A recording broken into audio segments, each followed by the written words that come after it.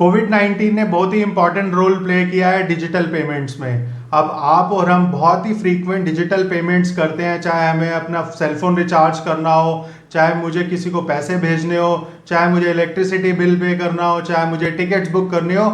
हम हर तरीके के लिए डिजिटल पेमेंट्स ही करते हैं और हम हार्ड कैश को की ट्रांजैक्शन को अवॉइड ही करते हैं बिकॉज ऑफ दिस पेंडेमिक। हम नहीं चाहते कि हम किसी का दिया हुआ कैश हम लोग उसको टच करें तो और सेफ रह पाए, इसलिए हम उसको अवॉइड करते हैं। अब इससे नुकसान ये भी हो रहा है कि टेक्नोलॉजी के जब कुछ फायदे हो जाते हैं तो उसका कुछ नुकसान भी है। तो इसका फायदा कुछ फ्रॉडस्टर उठाते हैं, हमारे साथ फ्रॉड करने की कोशिश करते हैं। तो आज मैं आपको इस वीडियो में बताने वाला हूँ एक कैशबैक फ्रॉड के बारे में। तो बेसिकली कुछ लोग कर क्या रहे हैं, एक पेटीएम की नकली वेबसाइट को एक वेब पेज को यूज करके हमारे साथ कैशबैक फ्रॉड करने की कोशिश करते हैं। तो ज्यादा जानने के लिए इसके लिए वीडियो को एंड तक जरूर देखना। हाय दोस्तों, मेरा नाम है घनश्याम और आप देख रहे हैं वेब शिक्षा। तो आइए शुरू करते हैं।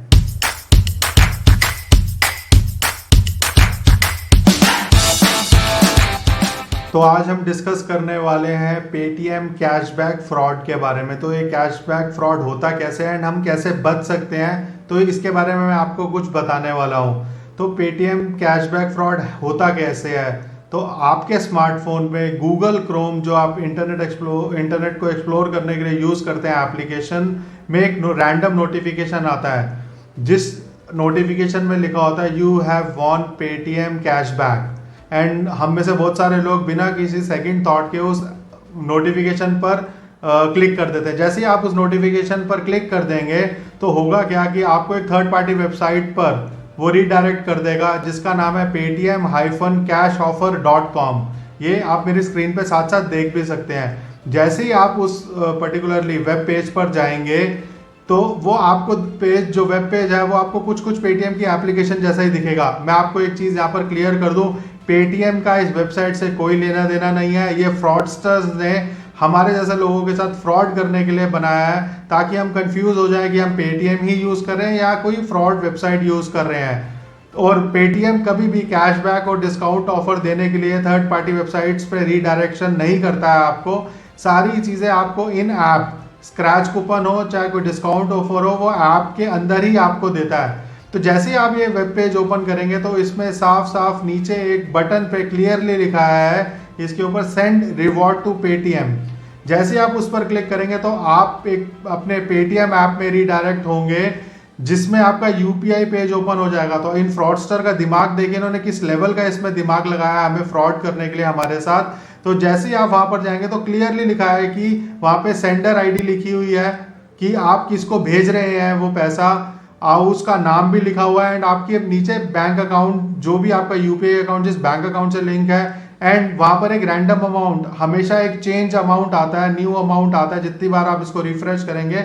अब होगा क्या, जैसे आप सेंड पर क्लिक करेंगे एंड आप अपना यूपीआई पासवर्ड डालेंगे इस लालच में कि आपको कैशबैक मिलेगा, मगर ऐसा होगा नहीं कि उतने ही पैसे आपके अकाउंट में से डिडक्ट हो जाएंगे। तो एक कैशबैक लेने का नहीं, आपके साथ फ्रॉड करने के लिए फ्रॉडस्टर्स ने एक स्कैम बनाया है। अब आप इसमें से बचने के लिए आपको इन सब चीज़ों का ध्यान रखना है कि आप कोई भी रैंडम ऐसी नोटिफिकेशन पर क्लिक ना करें, अपना यूपीआई पिन सोच समझ कर डालें। और पेटीएम कभी भी इस चीज़ का हमेशा ध्यान रखना, आपको कैशबैक अपनी एप्लीकेशन से बाहर नहीं देता। जो कुछ भी वो आपको डिस्काउंट देता है या फिर कोई भी कैशबैक देता है वो स्क्रैच कोड आपको अपनी ऐप के अंदर ही स्क्रैच करने के लिए देगा। अगर आप इन सब चीज़ों का ध्यान देंगे तो आप इस स्कैम से बच सकते हैं। अब हम इसी के जैसे एक और स्कैम के बारे में बात करेंगे। ऐसा आपके साथ कभी ना कभी हो चुका होगा, मेरे साथ भी हो चुका है, OLX स्कैम।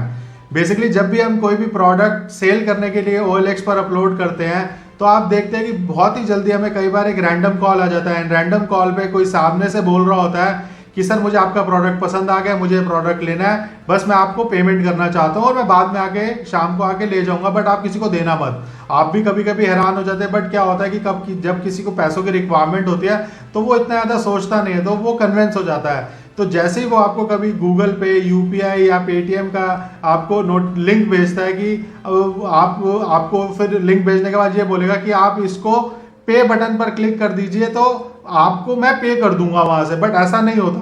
होता क्या है, अगर आप पे करेंगे, पे बटन पर क्लिक करेंगे तो आपको फिर यूपीआई पिन डालना पड़ेगा और आपके अकाउंट से उतने पैसे उसके अकाउंट में चले जाएंगे। तो ये बहुत ही ज्यादा रिपोर्टेड स्कैम है एंड लोगों ने बहुत सारी कॉल रिकॉर्डिंग कॉल सेंटर से जो आती हैं या फिर जो फ्रॉडस्टर्स कॉल करके इंस्ट्रक्ट करते हैं यूपीआई कोड देने के लिए, ओटीपी देने के लिए, तो ये बहुत ही ज्यादा हाईली रिपोर्टेड स्कैम है। तो मैंने सोचा इस स्कैम के बारे में भी आपको बताया जाए, क्योंकि कभी ना कभी हमें इस टाइप के स्कैम के लिए कॉल आया है कि हमने प्रोडक्ट अपलोड करा हो और एक तुरंत किसी बाहर का कॉल आ जाए कि सर प्रोडक्ट तो मैं बाद में ले लूंगा, पहले मुझसे पैसे ले लो। तब आपको हमेशा इस चीज का ध्यान रखना है कि ओटीपी कभी शेयर नहीं करना, सोच समझ के यूपीआई पिन यूज करना है और ऐसे किसी भी ऑफर या स्कीम से बच के रहना है।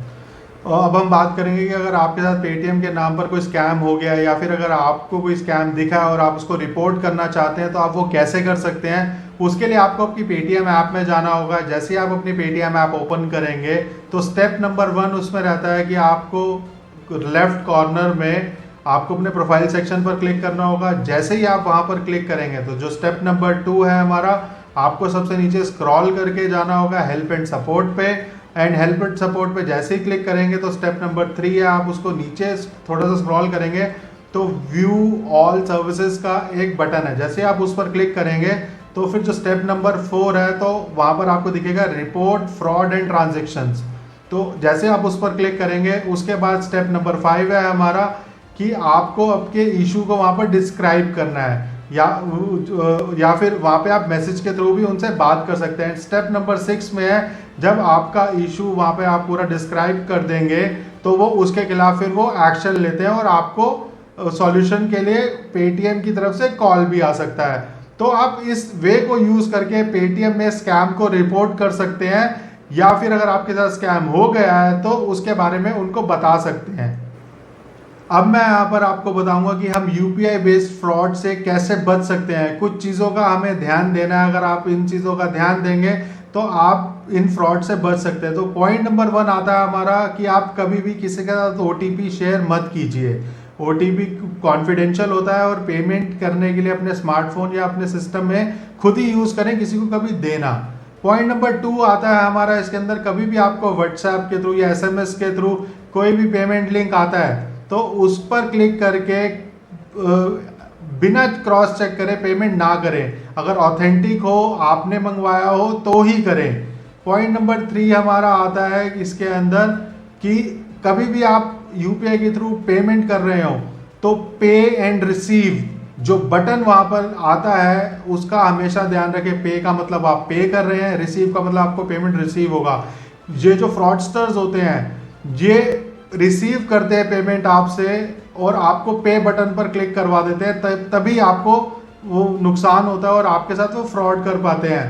पॉइंट नंबर 4, किसी को भी आप अगर पेमेंट कर रहे हैं तो उसकी आइडेंटिटी डबल क्रॉस करके चेक जरूर करें। आप ऐसे ही किसी रैंडम इंसान को पेमेंट कर देंगे जिसको आप बाद में ट्रेस नहीं कर पाएंगे, उससे भी आपका नुकसान होता है। पॉइंट नंबर 5 आता है हमारा कि वेबसाइट लिंक के थ्रू बहुत सारे मैसेजेस हमें नोटिफिकेशंस आते हैं, तो इन नोटिफिकेशन से हमें बचना है। किसी को भी यूज करके कोई पेमेंट कभी प्रोसेस नहीं करनी। पॉइंट नंबर 6, कभी भी आप प्ले स्टोर से कोई एप्लीकेशन डाउनलोड करते हैं वो ट्रस्टेड ऐप होनी चाहिए। आप कोई भी रैंडम ऐप अगर कभी यूज कर लेते हैं तो उससे भी आपके फोन में वायरस आ जाता है जिसके थ्रू आपके साथ फ्रॉड किया जा सकता है। इसके बाद आता है हमारे साथ पॉइंट नंबर 7, आप किसी भी रैंडम क्यूआर कोड को स्कैन करके भी पेमेंट किसी को ट्रांसफर कर सकते हैं। फ्रॉडस्टर ये भी आपसे करवाते हैं, तो क्यूआर कोड स्कैन ना करें कभी भी रैंडम कोई भी, तो उस चीज का भी आपको ध्यान रखना है।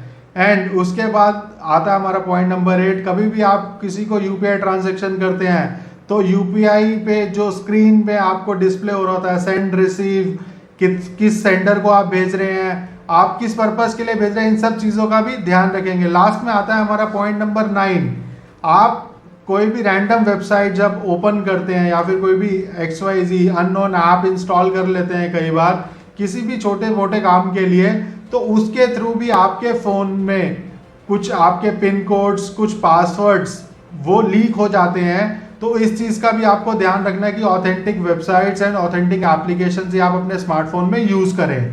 तो इन सब चीजों को यूज करके आप अपने आप को फ्रॉड से बचा सकते हैं एंड अपने पैसे सेव कर सकते हैं। तो इन सब छोटी छोटी चीज़ों का ही आपको ध्यान रखना है। तो मुझे उम्मीद है इस वीडियो को देखने के बाद अब आप अपने आप को इन सब होने वाले फ्रॉड से बचा सकेंगे, थोड़ा सा अवेयर रहेंगे, ताकि आपके साथ ये फ्रॉडस्टर्स ऑनलाइन डिजिटल पेमेंट से रिलेटेड कोई फ्रॉड ना कर पाए। तो अगर आपको ये वीडियो पसंद आया तो इस वीडियो को लाइक कीजिएगा एंड मेरे यूट्यूब चैनल को सब्सक्राइब कीजिएगा, ताकि मैं ऐसी वीडियोस आपके लिए लाता रहूं। Thanks for watching the video.